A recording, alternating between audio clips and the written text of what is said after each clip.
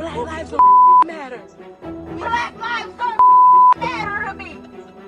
The barriers between law enforcement and criminals were blurred as an audacious crime took place in a city where safety is prized above all else and trust is fundamental. Today we're going to explore the shocking story of two ladies, Jamaica McDowell and Raishana Poole, who dared disguise themselves as police officers and cause devastation to innocent victims. How did Jamaica McDowell and Raishana Poole carry off their daring ruse, leaving a path of confusion and fear in their wake? Join us as we dig into the captivating world of Jamaica McDowell and Raishana Poole, two people caught up in a web of lies, only to be confronted by a detective with a formidable capacity to manipulate them into revealing the truth. In January 2021, the Sarasota police got a call at 1 a.m. from a witness who thought he saw an officer in distress, according to WFLA reports. The Sarasota Police Department had not received a call from any of its officers, so they dispatched numerous units, hoping to find the officer in distress. Police received another call from a caller who stated that a police imposter was stopping vehicles and posting encounters on Facebook. The police searched for a car with red and blue lights in the windshield and a siren. During their search, they did not find any cops in distress, but instead discovered a car parked at a nearby college, and they examined CCTV tape to see two ladies running away in opposite directions. The police tracked down both these ladies, one of which was hiding nearby in a stairwell, and the other walking out in the open. Both were identified, and it was determined that they both had warrants and probation violations. They were Jamaica McDowell, 28, and Raishana Poole, 39, attempting to pull over another car along Coconut Avenue and Dr. Martin Luther King Jr. Way, and were arrested right away. Police say the women live-streamed the fake traffic stop on Facebook. In the video, SPD said McDowell and Poole made threatening and derogatory remarks to the driver and occupants of a car they had stopped while posing as law enforcement officials for close to 7 minutes. According to the sheriff's office, the victims in the stopped car did not know McDowell or Poole. Investigators say that two Tampa Bay, Florida women were detained Sunday after posing as police officers and live streaming a phony traffic stop. McDowell and Poole were brought to the Sarasota County Jail after being arrested. They are now facing allegations of impersonating a law enforcement official, false detention, and other related charges. Drop the bag! Put your hands in the air! Pull me out, face forward! Get on the ground! Pull me! Pass it back in here, too! I'm finna fucking bang. Wait, is it? Wait, they backed out. They backed out. Let's now take a look at how the interrogation went once they got arrested. Arrested before? If I'm on probation, I would have had to be arrested before. Well, that's true. You have your rights read to you before? Yeah. Okay. Before you came down here, what were you doing? I was in a car with a boyfriend. Mm-hmm. Okay, where was that at? Sarasota. And where did the officers find you at? At the school. What were you doing over there? Under the stairs. What were you doing there? Raishana just made her second mistake by telling the detective that she was on the stairway to hide. The first error, in case you missed it, was not providing any answers and not requesting a lawyer. What were you doing on campus at Ringland? I already answered that. I was under the stairs because I had nowhere else to go. Okay, so you're staying there because you're homeless? No, I just had nowhere else to go at the time. Okay. Do you have a home you live in? I do. And where is that? In Bradenton. Okay. The only thing that the detective knows for sure is that she was seen leaving the location, but he has no proof that she was inside the car. He needs to gather as much information as possible before informing her of the true reason she is there. So he goes about asking all sorts of questions and asks her how she arrived at the college to know about her involvement in the case. I don't feel comfortable. I don't know what's going on. Were you in a car tonight? I already answered that. I was in a car. Okay. Raishana had a fantastic justification for why she was hiding in the stairway. She says that she was lost and felt secure because there were cameras all around her. After realizing this, the detective immediately shifts his attention to another question. That's on camera. I don't know whose car that is. Who were you with in the car? I've already answered that. Well, what is going on? But you're steady asking me questions. You're not answering it with me. That's why I keep asking these questions.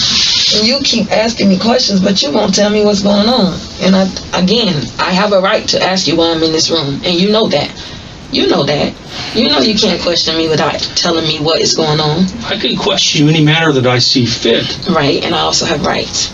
She is correct when she claims she has rights. She is, however, incorrect in her assumption that the officer must explain why he is questioning her. It's legal for a police officer to question you without really explaining their reasons for doing so to you. Of course, the individual being questioned has the option to invoke their rights and refuse to respond to any of the questions. You do have rights, which is why we talked about that when we first sat down. Right, so I'm asking you what is going on? Why am I in this room? This is really strange for somebody that just has a warrant to be in a room and not just go to jail. Were you in a car tonight that was stopping people, like doing police traffic stops? I didn't do anything with the police traffic stops. Turning lights on like strobe lights in the car? I didn't do anything to anybody with no police. Were you in a car that someone else was doing that? I was not doing anything to pretend to people. They said that earlier. They did say they were looking for somebody. The detective decides that it is time to inform her why she's being questioned. Raishana adjusts her mask to cover more of her face right away. Sometimes, when someone is lying, they'll conceal their mouth or their face in some way. They do this in an effort to cover up any facial expressions that would suggest they're lying. So that 10 minutes ago, sir. Listen, I'm not the one that's being questioned here. You're the one that's being questioned. And we keep going around and around in circles. Because I didn't. You're not going to control this conversation. I didn't do anything. I have a warrant, and I'm here because I have a warrant. I'm aware of that. Okay. And I was on campus, What kind of car were you in when you got out on campus? SUV, sedan, pickup truck? What kind of car were you in?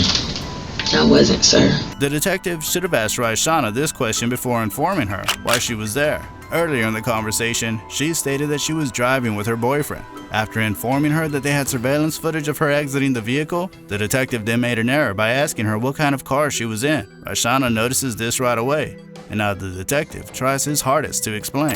Well, no, you were on camera getting out of a car, out of a vehicle. Okay. Okay. So why can't you answer that simple question? If you're saying you got me on camera getting out of the vehicle, I do. Then you know that if what you're saying is what you're saying, then you already know the answer to it. I do know the answer to the question, So but I want to see if you will tell me the truth. What did I do? I didn't do anything. Because I want to see if you're going to tell me the truth, which obviously you don't know how to. I've been told that a few times. I bet you have. I am.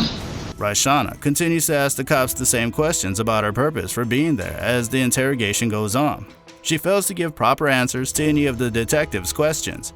As this continues, the detectives came to the conclusion that they are wasting their time and decide to speak with Jamaica in the other room. This time, they plan to employ a new strategy to see if they can get a confession. About what we're looking into tonight, and obviously you came in here in handcuffs, right?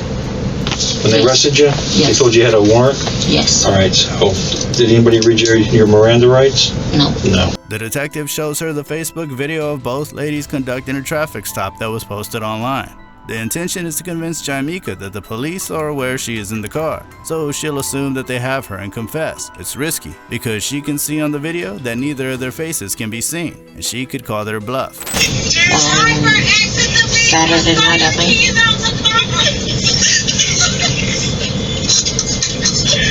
I wasn't in the vehicle at night.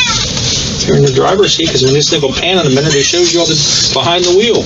I wasn't in the vehicle tonight, driving. I was eating crabs tonight. How about last night? That was not last night. When was it? Probably Saturday night, but I still wasn't. Saturday night last night, right? Well, yeah. But Jamaica reveals that they were pulling a practical joke on some of her friends when she is shown in the footage. They now have her confessing to being in the car. They must, however, determine who else was involved. The detectives decide to tell her that the cameras had captured her driving the car. This is highly risky, since she would know it was a bluff if she wasn't the driver. okay. It shows me driving and getting out the car. It shows people getting out of the car. Did it show me driving and getting out of the car? Mm-hmm. Oh, okay. So there's no further questions. I mean, you got what you need to know. I'll get a lawyer and we'll just go from there. I don't want no further questions. Take me across the street, book me so I can bond out, and we'll go from there. All right. When Jamaica learns that they have video of her driving the car, she tells them that she's done answering questions. She either knows she wasn't driving, in which scenario she knows the cops are lying, or she was driving, in which case she thinks they have proof against her. In any case, the investigators return to the other room, hoping to learn more. You want to know why we're so frustrated when we question you? What is going on? Why is this I'm going to show you, okay? I'm going to show you why we're so frustrated. This is my question. Why is this such a big... So... Raishana also claims that the person they pulled over was a friend, and that it was all a prank. If this is true and it was all a ruse, why didn't she inform the detective at the start of the interview? And why was she hiding in the stairwell? She was asked by the police to identify the people on the video. If her story is true and they are friends, she should have no trouble identifying the people in front of the car. Are those people you know? Yes. We were all together. You were all together? You see they're laughing? When they get out of the car, they're laughing. Well, when we got caught, we never made contact with those people. When we They got caught. laughing. There was the uncle. There was an older uncle. Let me start over. Okay. Can you turn that on? Yeah. I'm not trying to deceive anybody. It turns out that Jamaica called 911 after exiting the car in a desperate attempt to seem innocent. She thought that if she made the call, it would give her the appearance that she was not involved. Stupid prank. Were you guys about to pull another car over when you guys saw the real cop? No, the whole thing was to prank the uncle. Okay. We all pulled off, and that's like you could see the people in the car with him standing out the car laughing. I don't know. Like I said, after that, it just happened so fast, and it was funny because we was laughing at Uncle. Raishana claims to know the man in the video, but when asked if there is a way to contact him, she responds that she doesn't know him, but her friend does. When the policewoman asks if there is a way to get in touch with the man, Raishana tries to escape the dire situation by spinning lies and stumbling over her words in an attempt to escape the situation. That's why I was like, is there any way you could even find out who this uncle is? Like, because if we can talk to him and he's like, yes, it's a prank, it makes this way easier on us. She's the only one that knows all the people, but I literally just by default. After a few days of searching, police found a number of victims who testified that some were aware of the prank and others weren't. Raishana entered a guilty plea to officer impersonation and was given probation, while Jamaica decided to go to trial. The Sarasota Police Department reports that investigators are questioning any prospective claims to come forward because they think that Sarasota residents Jamaica McDowell, age 28, and Manatee County resident 39-year-old Raishana Poole have committed this offense previously. Chief Bernadette DiPino said that people were pretending to be law enforcement officers and putting fear into innocent victims and residents of Sarasota, and also advised anyone who suspects an illegitimate traffic stop to call 911 and verify the authenticity of the situation. SPD spokeswoman Genevieve Judge expressed concern that two women committed a crime and acted like it was a joke. She said the suspect and victim didn't appear to know each other and that this is not how SPD officers would conduct themselves. The idea that these two ladies disguised themselves to commit a crime makes me filled with rage, but not as much as when I found out about the police officer who sexually harassed an underage teenage girl on Snapchat. Click that video right here. What do you think of the police officer's interrogation method? Do you approve of it? Leave your thoughts in the comment section below.